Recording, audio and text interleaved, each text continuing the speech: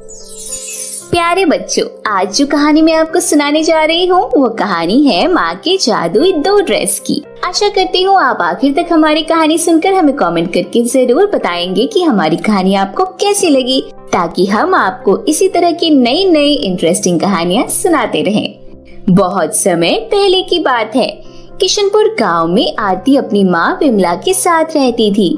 आरती का रंग सांवला था और उसके चेहरे पर कुछ दाग भी थे। आरती अभी केवल 10 साल की ही थी और उसके पिता उसे छोड़कर स्वर्ग चले गए थे। आरती की माँ लोगों के घरों में झाड़ू पोछा का काम करती थी और जैसे तैसे गुजारा करती थी। आरती के पिताजी के पास कुछ खेत भी थे, जिस पर बचे हुए समय में आरती और विमला खेती किया करते थे। आरती की माँ विमला आरती को पढ़ा लिखा कर एक डॉक्टर बनाना चाहती थी, क्योंकि यह आरती के पिताजी का आखिरी इच्छा था। इस कारण विमला आरती को काम पर नहीं भेजती थी, बल्कि उसे स्कूल पढ़ने भेजा करती थी। वैसे तो आरती पढ़ने में बहुत होशियार थी, परंतु फिर भी स्कूल जाने से हिचकती थी, क्योंकि स्कूल के सभी बच्चे उसके काले रंग का मजाक उड़ाया करते थे। रोजाना की तरह आरती आज भी स्कूल जा रही होती है कि तभी रास्ते में उसे कुछ बच्चे रोककर उसके काले रंग का मजाक उड़ाने लगते हैं। देखो देखो, काला भालू स्कूल चला। परंतु आरती उनकी बातों को नजरअंदाज किया करती थी, क्योंकि इतने सालों से उसे लोगों के ताने सुनने की आदत सी हो गई थी। ऐसे ही दिन निकल रहे थे और एक दिन, आरती बेटा आज संडे है और तुम्हारी स्कूल की छुट्टी भी है। आज मेरे मालिक के बेटे का जन्मदिन है और आज मेरा वहाँ बहुत काम पड़ेगा। क्यों न तुम मेरे साथ चलकर मेरा हाथ बटा दो? जी माँ, क्यों नहीं, मैं भी तैयार होकर चलती हूँ। और थोड़ी देर बाद दोनों माँ बेटी थैला लेकर गांव के सेठ के यहाँ चले जाते हैं। वाह माँ, यह तो बहुत ही आलीशान घर है और यहाँ पर लोग कितना एंजॉय कर रहे हैं और यह बर्थडे केक तो बहुत टेस्टी लग रहा है। चुप कर, अगर किसी ने सुन लिया तो मुसीबत हो जाएगी और जल्दी से अपने काम में लग जा। परंतु माँ, हम यह पार्टी क्यों नहीं एंजॉय कर सकते? आखिर आप भी तो इस घर के सदस्य ही हैं। आप यहाँ पिछले 10 सालों से काम कर रहे हैं, फिर भी मालिक ने आज आपको काम पर बुला लिया। मुझे तो लगता है मैंने तुझे यहाँ लाकर गलती कर दी, तो मेरी नौकरी ही छुड़वा देगी। परंतु माँ, ये देखो, यहाँ लोग पार्टी में एंजॉय कर रहे हैं। हम लोग इन लोगों की तरह कितनी सुंदर सुंदर लहंगे पहनकर अपना बर्थडे क्यों नहीं सेलिब्रेट करते?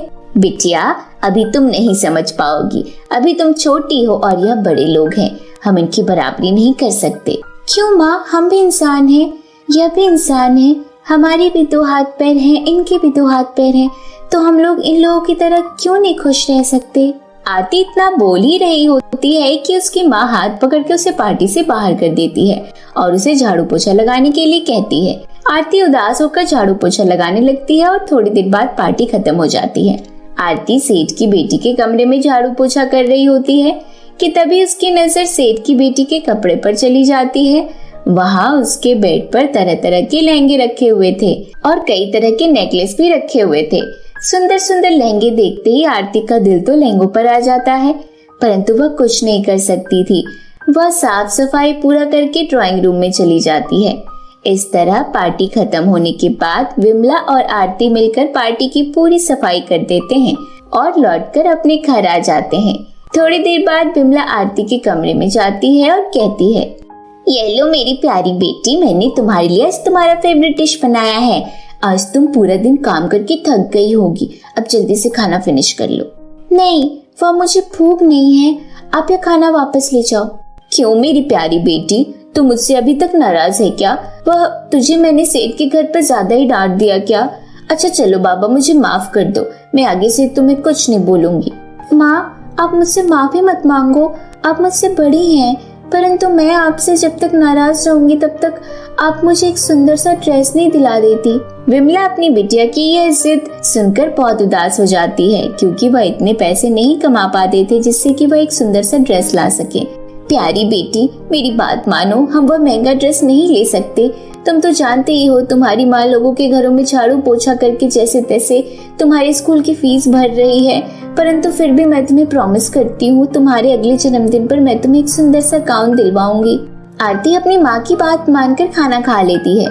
खाना खाने के बाद आरती उस गाउन के बारे में सोचते सोचते घर के बाहर घूमने निकल जाती है। पता नहीं क्यों आरती को वह ड्रेस इतना पसंद आ जाता है कि अब उसे हर जगह वही ड्रेस दिखाई दे रहा होता है। आरती अपने मन को शांत करने के लिए एक नदी के किनारे बैठ जाती है और उस ड्रेस के बारे में सोचने लगती है। थोड़ी देर बाद वहाँ एक बूढ़ी दादी आती है और आरती से कहती है, आरती बेटा, मुझे माफ कर देना, परंतु मुझे तुम्हें बताकर बहुत दुख हो रहा है कि तुम्हारी माँ अब इस दुनिया में नहीं रही। वह काम पर से आते वक्त एक बड़े ट्रक के आगे दबकर मर गई। यह सुनकर आरती बेहोश हो जाती है और उसे बिल्कुल होश नहीं रहता। उसके बाद वह बूढ़ी दादी आरती के ऊपर थोड़ा पानी डालती है और उसे समझा बुझाकर घर भेज देती है। आरती घर पहुंचकर सबसे पहले अपनी माँ की तस्वीर के आगे बहुत रोती है और उनसे घर वापस आने की विनती करती है, परंतु आरती की यह कोशिश बेकार थी क्योंकि अब उसकी माँ कभी वापस लौट कर नहीं आ सकती थी। इस तरह कुछ दिन आरती उदास रहने लगती है और किसी से कोई बात नहीं करती। एक दिन आरती अपने कमरे में गुमसुम होकर बैठी हुई थी कि तभी उसकी माँ की तस्वीर से एक आवाज आती है, आरती बेटा, तुम्हें ये उदास होकर रहने की कोई जरूरत नहीं है। भगवान ने मुझे अपने घर थोड़ा जल्दी बुला लिया है, परंतु मैंने तुम्हें अकेले नहीं छोड़ा है। मैं तस्वीर से तुम्हें देख रही हूँ और तुम्हारी मदद भी करना चाहती हूँ। यह लो, यह जादुई 2 गाउन है। तुम हमेशा से चाहती थी ना कि मैं तुम्हें कोई सुंदर ड्रेस दिलाऊं। यह जादुई गाउन तुम्हारी मदद करेंगे। इस छोटे गाउन से तुम अपनी मर्जी का कोई भी सामान मांग सकती हो। यह चुटकियों में तुम्हारी सभी इच्छाएं पूरी कर देगा। परंतु ध्यान रहे, यह बड़ा गाउन एक बुरा गाउन है। तुम इससे कभी कुछ मत मांगना, परंतु तुम्हें यह सदैव अपने साथ ही रखना होगा। और ध्यान रहे, तुम्हारे लहंगे किसी गलत आदमी के हाथ में नहीं पड़ने चाहिए, अन्यथा अनर्थ हो जाएगा। इतना कहकर आरती की माँ तस्वीर से गायब हो जाती है। आरती जल्दी से वह छोटा गाउन पहन लेती है और आरती के गाउन पहनती वह एक खूबसूरत लड़की में बदल जाती है।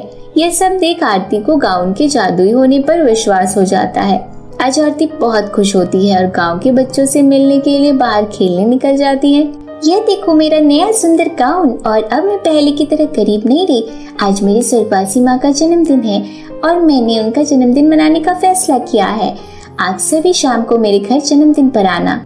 इतना कहकर आरती अपने सभी दोस्तों को जन्मदिन पर निमंत्रण दे देती है और घर आकर अपने माँ के जन्मदिन की तैयारियों में लग जाती है। आरती जादुई गाउन से सजावट के लिए बोलती है और गाउन अपने जादू से चुटकियों में पूरे कमरे को सजा देता है। शाम होते ही सभी बच्चे जन्मदिन पर घर आ जाते हैं। आरती जादुई गाउन से बोलकर सभी बच्चों के लिए नाश्ते का इंतजाम करती है। ये सभी चीजें गाँव की एक लालची रूबी देख रही होती है और वह छुपकर आरती का पीछा करते हुए उस कमरे तक चली जाती है और रूबी आरती को गाउन से केक मांगते हुए देख लेती है और मौका लगते ही रूबी वहां से एक गाउन चुरा कर अपने घर ले जाती है। यहाँ सभी बच्चे और आरती मिलकर आरती की स्वर्गवासी माँ का जन्मदिन मनाते हैं और सभी पार्टी एंजॉय करते हैं। दूसरी तरफ रूबी और जादुई बड़े गाउन से अपने लिए सुंदर सुंदर ज्वेलरी मांग रही होती है। तभी जादुई गाउन उसे बहुत सारा मेकअप का सामान दे देता है और जैसे ही रूबी वह मेकअप का सामान यूज करती है, वह एक बदसूरत लड़की में बदल जाती है और उसके सर के सभी बाल उड़ जाते हैं। यह सब देखकर रूबी बहुत तेज तेज रोने लगती है, परंतु रूबी को कुछ समझ नहीं आ रहा होता है कि यह उसके साथ क्यों हो रहा है। तभी जादुई गाउन से आवाज आती है, मैं जादुई बुरा गाउन हूँ और अब मैं जीवन भर तुम्हारे साथ ही रहूंगा। तुम मुझे बहुत अच्छी लगती हो। और इस तरह रूबी को उसके किए की सजा मिल जाती है। तो कैसी लगी आपको हमारी यह कहानी, हमें कमेंट करके जरूर बताइएगा। और यदि आपने हमारे चैनल को अभी तक सब्सक्राइब नहीं किया है तो जल्दी से नीचे जाकर चैनल को सब्सक्राइब कर लें। धन्यवाद।